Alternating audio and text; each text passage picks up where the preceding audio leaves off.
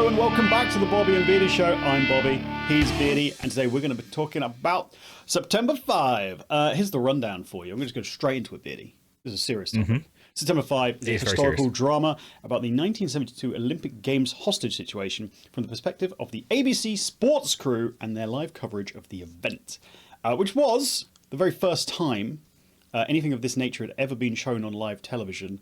The number I'm seeing is it was watched by 900 million people. Yeah. Insane. Starring Peter Sarsgaard, John Magaro, I don't know how to say the words, just leave me alone, Ben Chaplin and Leonie Benish.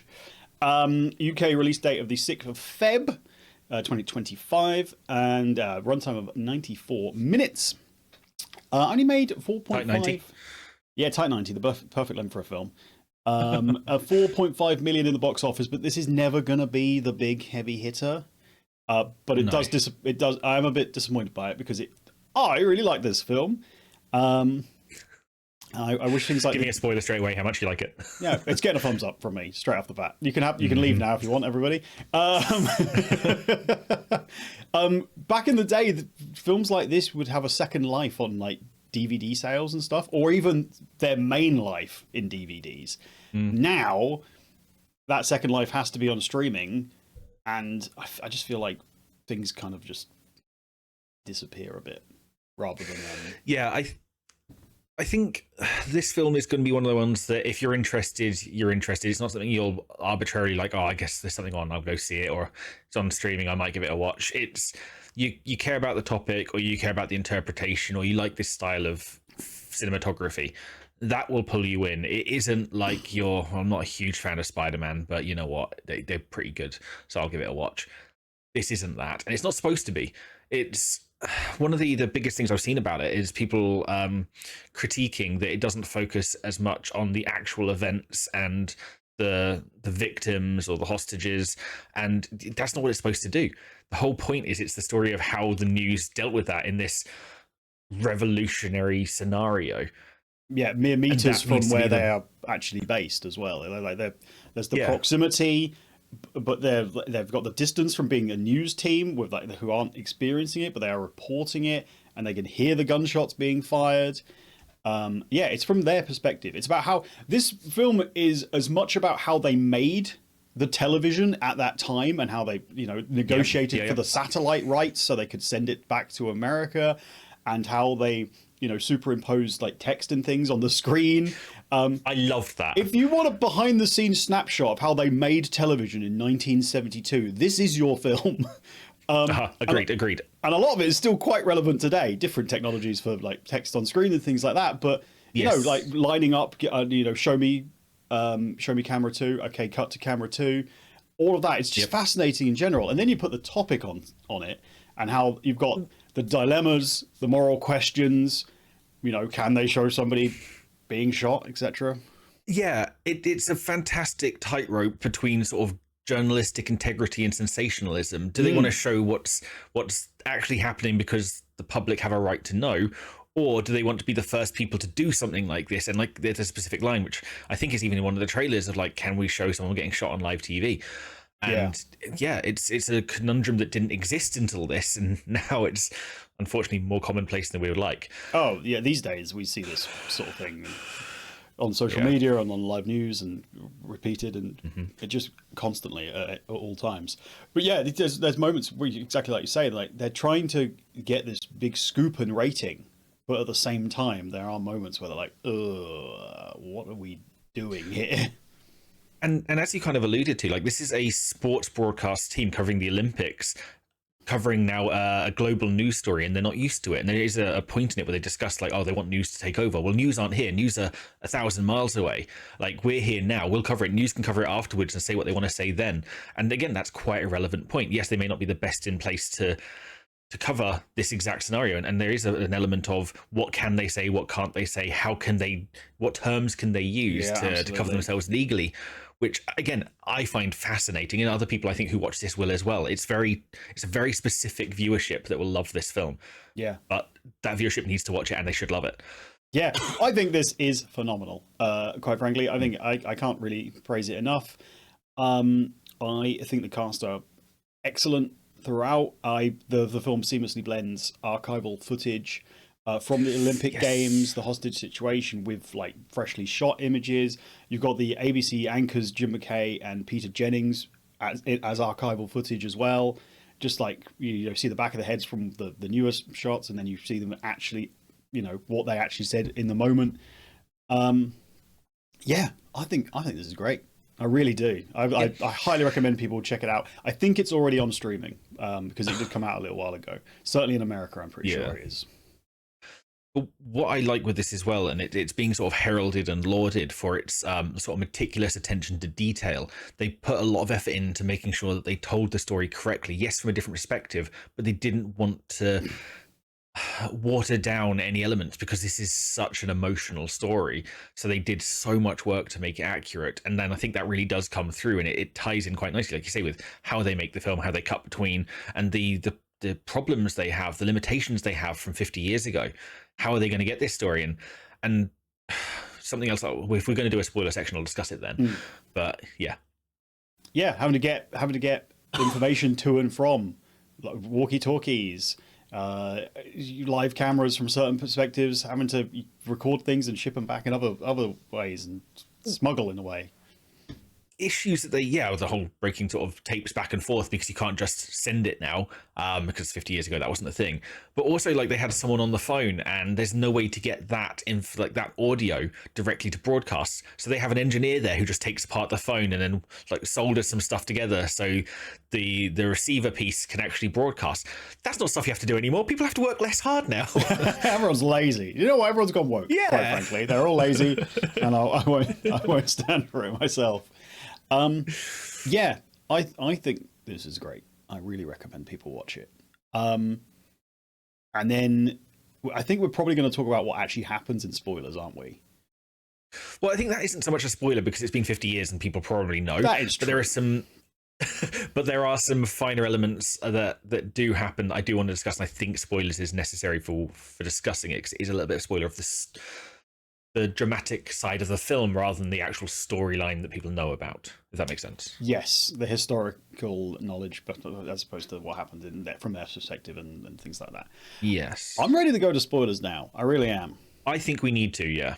Fantastic. So, thumbs? I think you said you were going to thumbs up. I said I was going to give it a thumbs up, and believe it or not, 6 minutes later, I'm still giving it a thumbs up. I'm going to do the exact same thing. Yeah, absolutely love this film. I think it's one of my favourite films of this year. And I know it's early, but I had the same thing with Civil War last year, and I loved that all the way through. Yeah, and that's a man who hasn't seen Dogman yet, so, the ratings may change. Fair point. Do you want to lead the way with spoilers? I had something and my mind's gone blank, so you talk and jog it, please. Okay, no problem at all. Isn't it insane? This is real life, just commentary. Isn't it insane that the Olympic Committee didn't suspend the games for 34 hours? Oh, yeah. What the heck? That's insanity.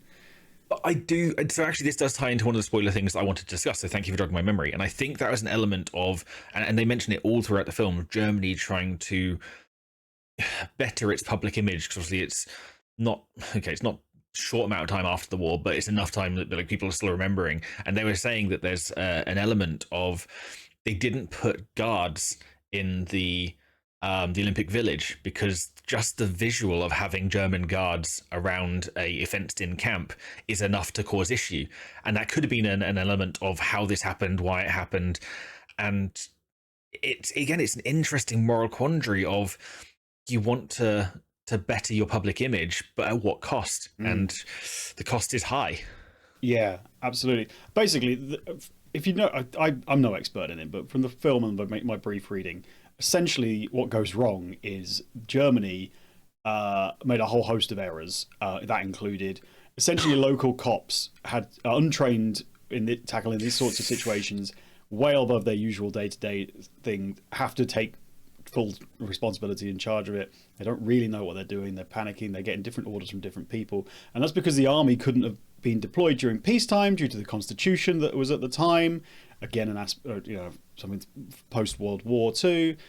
And that aspect just causes this absolute snowball. Like there's moments, it kind of seen in the trailer as well, where they realize from watching their own newsfeed the terrorists are watching their broadcast and seeing the German police try and like do an ambush, essentially. Which is huge. It's a situation that didn't exist before, and it changes the mindset on how you do this. Because yes, there is an obligation to report the news, and people have a right to know. But yeah, like if you are broadcasting outside the window they're trying to breach, maybe not the best idea. Yeah, and that takes us back to the what went into covering the events, the moral dilemmas they have, and the guilt they would feel, and they do feel when they get certain aspects of the reporting wrong, if their efforts make things worse, which is just fascinating to watch as well. Yeah, there's this whole discussion, isn't there, around they want to be the first people to report it, but they don't. They usually have to get like two sources to verify. So they report it when German news reports it, so they're ahead of everyone else internationally. But then it's still wrong, and this is point of like, at what point are you over verifying or under verifying? And again, they do this whole thing, which I loved, around sort of correct wording. Allegedly, from what we're hearing, you're not putting the onus of responsibility on yourself, but you are still going to be the source. It kind of falls into the same idea of like survivorship bias or survival bias, where the stories that you hear are told by the people who are who are there, and so you get a skewed perspective of it. And like, yeah, their focus isn't on. They don't want anyone to get hurt, but they want to get the story out there first and make broadcast history. And at that point, is it then less accurate? Yeah. There's a whole load of ethical issues in this that I absolutely loved for a story that is basically, how do we broadcast the news? Yeah, there's a moment where they are desperate to get the good news out, that everything's worked out fine and all the hostages have been recovered and things. German news are reporting it, like you're saying, and ultimately they don't get that verification, and it's wrong. So they told the entire world essentially that everything was fine, and then they have to backpedal. And how they feel in the events of getting such a crucial piece of information totally wrong in a rush to for the big scoop. Yeah, but one thing, and again, I don't want to jump to the end too much, but one thing that I do like that they play for on this is how much that it's a difficult job, but it's a job. Like, when all of this has happened, there's got the final moments. They found out the harrowing news. The night shift or the early shift kind of comes to an end, and it's very much your day goes on. There's something else to do, and it's jarring how quickly you go from this. Considering how it's all just sitting down and looking at screens, relatively high octane drama to it's another day at the office. Yeah, I mean, again, you don't skip it to the end. It does end more or less with them being told, right? Yeah, actually, we want you in charge of the broadcast tomorrow because you've done such a great job producing this live story. And you're like, oh yeah, it is a bit of a job as well. Yeah. Yeah, right. and there's a whole load of elements to it that, as well, that again more ethical issues. There's a point where one of the like field reporters is on a balcony staring across, and the police are trying to round people up so no one gets hurt. And yeah, okay, the press have a right to be in places, but at what point do they not? And I know obviously you've got special press passes so you can get closer to the action. They have wartime stuff like that. But if the police are trying to round people up for safety reasons, or not to leak vital information to the people who are holding people hostage, at what point do you not have the right to do that anymore? And again, it's an interesting part of the story, and it makes for great film. But the ethical issues in this, that's what I liked about it so much. Yeah, absolutely. It plays on your mind, and it's because it's also got a realistic background as well. It's not a made up story. This happened. Yeah, absolutely. I highly recommend it. I truly do. I've said that a whole bunch of times now, and I really just think, if this is your sort of thing, it's kind of, you look at it online, it says it's a thriller. It's not really a thriller if you're a aversion to that sort of thing, because of how the story's told from the perspective of the news team rather than from the perspective of the hostages. It's got that step back away from the actual horrific moments. So I really do think people should check it out, should they have the opportunity and they're interested in this sort of thing. Well, I'm going to take it a step further and say if this sort of thing you're interested in, absolutely go for it. You will love it. Even if you're not, try something new with this. I think you will like it, and it might open up a whole other category of film for you. But this is one to start with. It's a deep subject which isn't too heavy hitting for you, but it's interesting enough, both historically, technologically. It's a gripping story, and it's only 90 minutes. Yeah, tight 90. And that's actually, I haven't mentioned that, but I probably should have said this in spoiler free. This film doesn't outstay its welcome. Yes. It really sticks to what it needs to tell you. I can imagine a version of this being an extra half an hour and it just like really stretching it out and things. And one of my complaints would definitely be, this is too long. What have they done? Why have they not moved it along a bit? But yeah, it's got a nice pace to it as well, which is a weird thing to say about real life hostage situation, if I'm honest. Yeah. Should we wrap up there?